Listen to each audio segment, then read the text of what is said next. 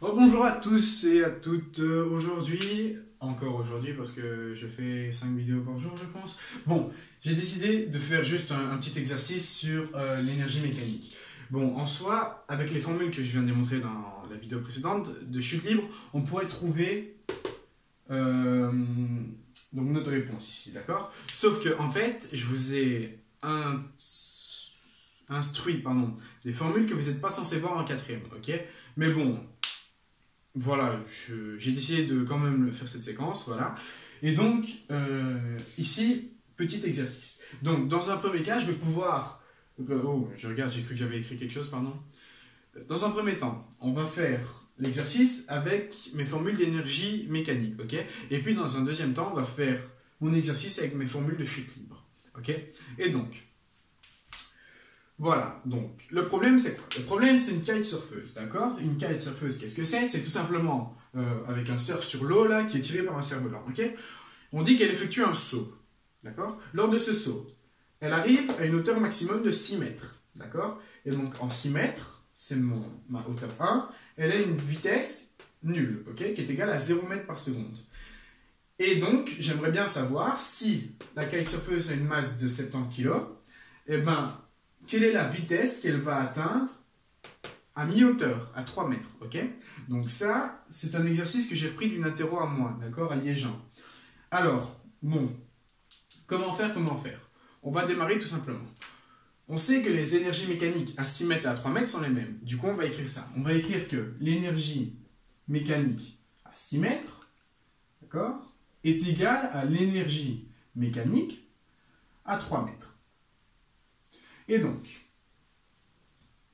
on va juste développer tout ça. D'accord? L'énergie mécanique à 6 mètres. Je sais que c'est l'énergie cinétique à 6 mètres, plus l'énergie potentielle à 6 mètres, qui est égale, et donc à l'énergie cinétique à 3 mètres, plus l'énergie potentielle à 3 mètres.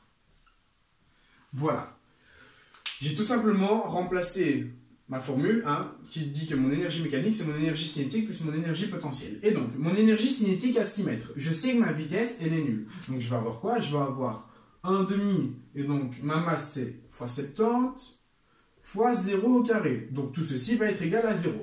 Plus mon énergie potentielle. Mon énergie potentielle, ça va être ma masse fois donc mgh. Donc, ma masse fois mon champ gravitationnel fois ma hauteur. Donc je suis sur Terre. Je suis sur Terre, ça veut dire que mon petit g, c'est égal à 10 mètres par seconde au carré. D'accord? Bon, normalement c'est 9,81, mais on va prendre 10 mètres pour les calculs, ça va être plus simple. Et donc, je vais avoir mon énergie potentielle qui est égale à quoi? À 6 mètres, qui est égale à ma masse, donc 70, multiplié par g, donc 10, multiplié par ma hauteur, 6, qui est égale. Et donc, tout ça, c'est égal à quoi? C'est égal à mon énergie cinétique à 3 mètres. Mon énergie cinétique à 3 mètres, c'est 1,5 de 70 multiplié par, et donc c'est ce que je cherche, c'est la vitesse à ma hauteur 2, d'accord? Donc à 3 mètres, je vais l'appeler V2. D'accord? Et donc, énergie cinétique, 1,5 de la masse fois, et donc, vu que je suis en V2, je vais mettre V2 au carré. D'accord? Voilà, donc ça, c'est mon énergie cinétique à 3 mètres. Et donc, je dois ajouter l'énergie potentielle à 3 mètres. Et l'énergie potentielle à 3 mètres, c'est donc mgh, donc 70 fois g10 fois 3. Voilà, voilà. Et donc, ça, c'est égal à 0. Du coup, on va pouvoir déjà le barrer. Et on obtient quoi? On obtient cette équation qu'il faut résoudre. 70 fois 10 fois 6, qui est égal à 1,5 de 70 fois b carré, plus 70 fois 10 fois 3. D'accord? Alors, je vais tout simplement passer mon 70 fois 10 fois 3 et je vais le mettre de l'autre côté. Je vais avoir quoi? Je vais avoir 70 fois 10 fois 6 moins 70 fois 10 fois 3. D'accord? Donc je vais avoir 70 fois 10 fois 6 moins 70 fois 10 fois 3. D'accord? J'ai tout simplement passé mon énergie potentielle de l'autre côté. Est égal à 1,5 fois 70 fois v carré. J'ai mon 70 qui est en facteur partout et je vais tout simplement le barrer. D'accord? Parce que si j'ai une égalité qui est multipliée par un nombre, je peux diviser partout par ce nombre, ok? C'est juste tout ce que je fais. Et donc, j'ai 10 fois 6 moins 10 fois 3. 10 fois 6, c'est 60. 60 moins 30, ça me fait 30. 30 qui est égal, et donc à 1 demi de V carré. Qu'est-ce que ça veut dire? Ça veut dire que, ben donc, V carré, c'est 30, et donc mon demi, je le passe de l'autre côté, il devient x2. Donc V carré est égal à 2 fois 30, donc V carré est égal à 60. Et donc ma vitesse, c'est ma racine de 60. La vitesse que je vais atteindre à 3 mètres de haut, d'accord, si j'étais à 6 mètres, eh ben, c'est la racine de 60. Ok? Donc ça, c'est comment vous devez faire avec vos énergies mécaniques. Vous dites que vos énergies mécaniques à 6 mètres et à 3 mètres sont les mêmes. Ensuite, vous développez votre énergie cinétique et votre énergie potentielle. Puis, l'énergie cinétique à 3 mètres plus l'énergie potentielle à 3 mètres. Donc, ceci est une égalité. À 6 mètres, vous êtes à 0 donc, à votre vitesse. Donc, ceci tombe. Il vous reste l'énergie potentielle. Puis, vous avez 1,5 fois 70 fois V carré plus l'énergie potentielle à 3 mètres. Vous passez ceci de l'autre côté. Le 70, il est en facteur partout. En fait, la masse va toujours être en facteur partout. Du coup, la masse ne va pas influencer tous vos calculs. Hein. Donc, vous pouvez barrer toutes les masses. Donc, dès le départ, en fait. Dès ici, vous pouvez barrer toutes les masses. Donc, tous les 70. Et donc, à ce moment-là, vous passez... Donc, 60 moins 30, ça nous fait 30. Votre 1,5 devient fois. Donc, 2 fois 30 qui est égal à V carré. Et donc, V qui est égal à la racine de 60. Voilà, voilà. Alors, ça, c'est avec les formules d'énergie mécanique. Sinon, on a vu, avec les formules de chute libre, que ma vitesse, c'était égal à la racine de 2 fois ma distance fois mon accélération. D'accord? Ça, c'est mes formules de chute libre. Et donc, ma distance. La distance, c'est la distance entre le point de départ et le point de chute. Donc, la distance, c'est cette distance-ci. Donc, c'est 6 mètres, 3 mètres. Entre les deux, il y a 3 mètres. Et donc, si je veux calculer ma vitesse beaucoup plus simplement, sans faire tout ceci, d'accord, ben, ma vitesse, c'est la racine de 2 fois la distance fois l'accélération, avec l'accélération qui est égale à 10. Et donc, j'ai la racine de 2 fois 3 fois 10, et ça nous donne bien la racine de 60 mètres par seconde. Et ici, mètres par seconde. Voilà, et donc, ça, c'est juste tout ce qu'on vient de faire, mais en contracté. D'accord? Ici, c'est les formules d'énergie cinétique, et ici, c'est les formules de chute libre.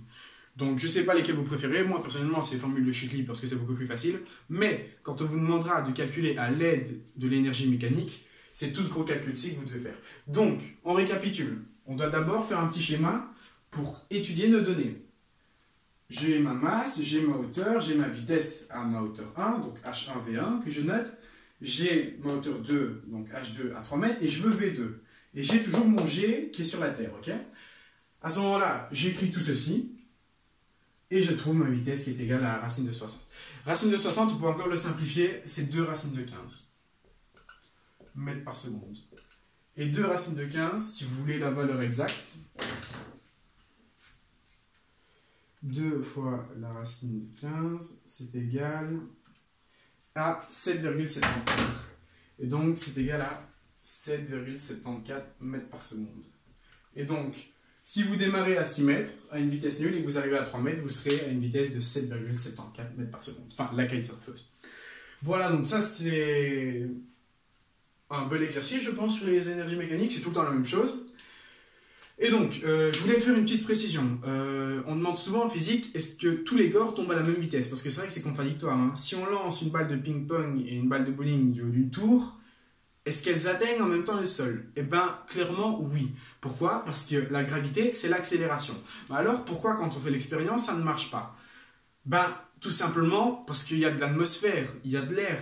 Et en fait, quand on va jeter la boule de bowling, ben, il va y avoir moins de frottement avec l'air que quand on va jeter la boule de ping-pong.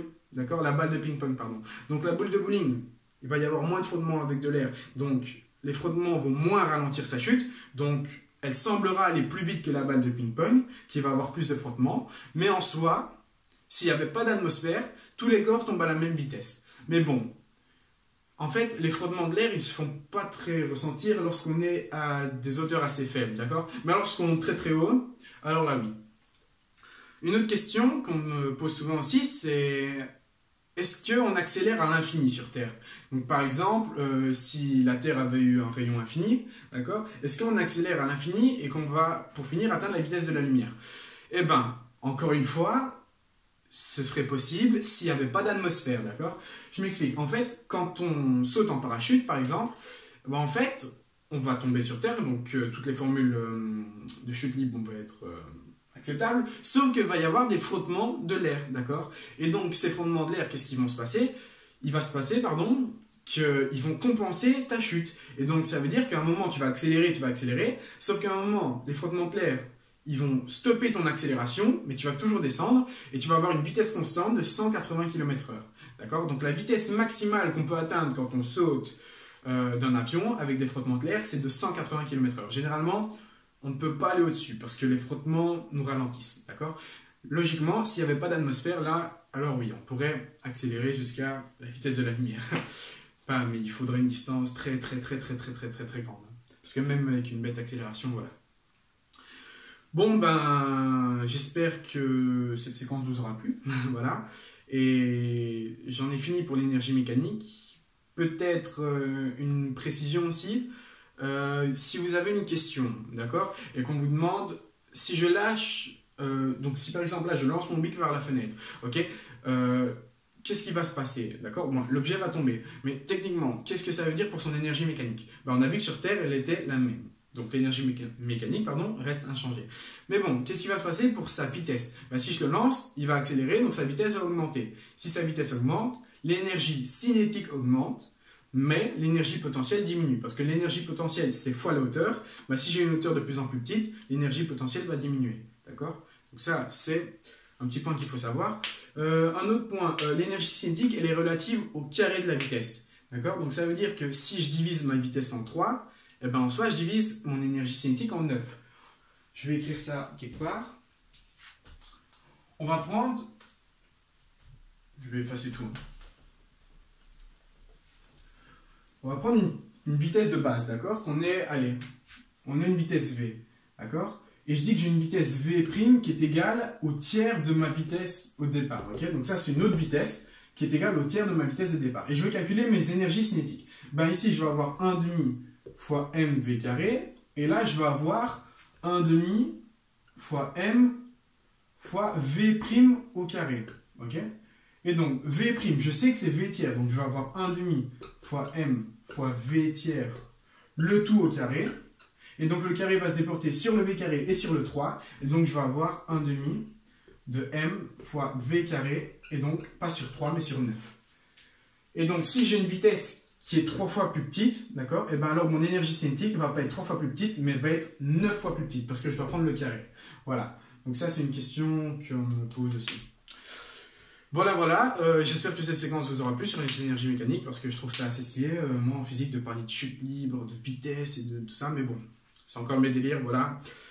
Bon, bah, je vous remercie de votre attention, je vous remercie de rester jusqu'au bout, et voilà. À bientôt pour de prochaines vidéos.